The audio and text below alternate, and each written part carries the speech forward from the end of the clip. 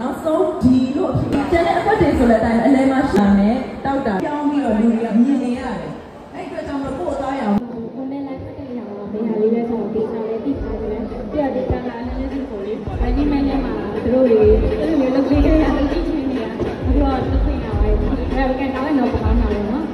running man နဲ့မှာလည်းတွေ့ရဘူးတော့ Korean man နော် okay အဲ့တော့မလေးရောခဏလေးနော်လူလေးကောင်းပြောကောင်းပါစေတယောက်ပဲကန်ထမှာဆိုတော့နော်သုံးလုံးကန်ထမှာကောင်းပါစေ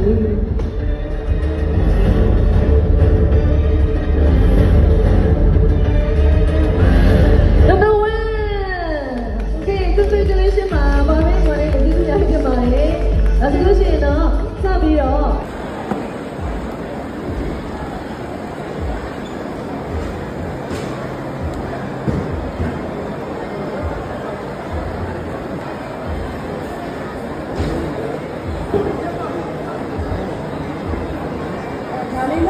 ခုလေးလည်းဖိတ်ဆွတ်ပြီးပြောချင်တာဒါကတော့ဒီရဲ့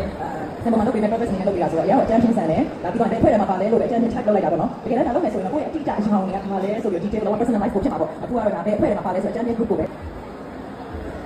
right two tone right one tone right two tone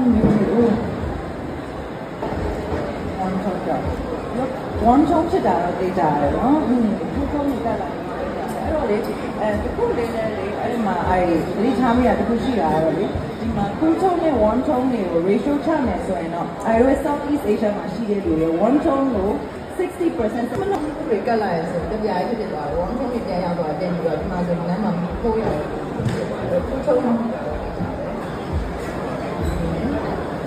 ကိုစမ်းပါလဲပဲနဲ့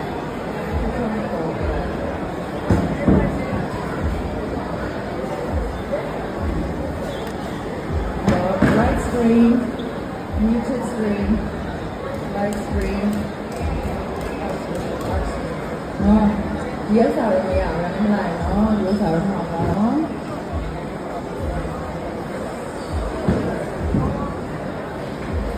You know, you bright screen here. Then I think the personal taste in it, the newly report with it. When I leave 18 years, a new little class. အဲ့တော့ဒီတကယ်တော့အနုချန်နေလေးကိုတောက်လို့ရတယ်ဒီကလေ bright screen ဘက်ကိုသွားတယ်ဒီကနေ့ရွေးထားတော့ဘာလို့ဆိုတောင်းနေနည်းနည်းလေးတောက်တယ်ချမ်းနေပေါ့နော်အင်ဂျီနီယာလေးဒီထက်နည်းနည်းလေးတောက်ရင်ကောင်းတယ်ဒီရောကျတော့ဒီလိုအနုဘက်ထက်သွားတာမဟုတ်ဘူးနည်းနည်းလေးပြရတယ်ပေါ့နည်းနည်းလေးလိုမျိုးဖြစ်တယ် bright screen လေးပေါ့နော်အဲ့တော့ UFC ရဆို bright screen ဖြစ်ပါလေနော်